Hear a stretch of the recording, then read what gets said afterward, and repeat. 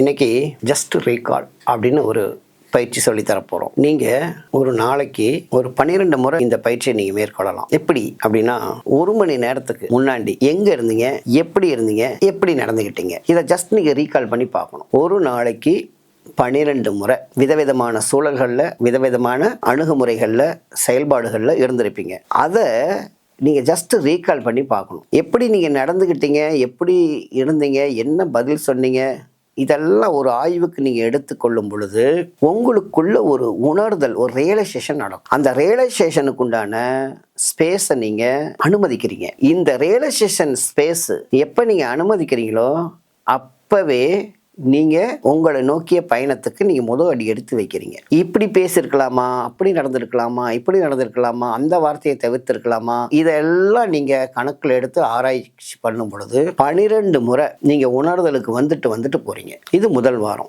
2வது வாரம் அரை மணி நேரத்துக்கு ஒரு மாதிரி ரீகால் பண்ணி பாருங்க. 3வது வாரம் 10 நிமிடங்களுக்கு ஒரு மாதிரி ரீகால் பண்ணுங்க. அதுக்கு அடுத்தது 1 நிமிடத்துக்கு ஒரு முறை ரீகால் பண்ணி பார்க்க முயற்சி எடுங்க. அப்படி ரீகால் பண்ண உங்களுக்கு என்ன நடக்கும்னா, நீங்கள் இப்போ இங்கே இதை செஞ்சுக்கிட்டு இருக்கிறீங்கிற அந்த உணர்வு தளத்துக்கே நீங்கள் வந்துடலாம். எனவே பயன்படுத்தி பலன் பெறுமாறு கேட்டுக்கொண்டு விடைபெறுகிறேன். நன்றி.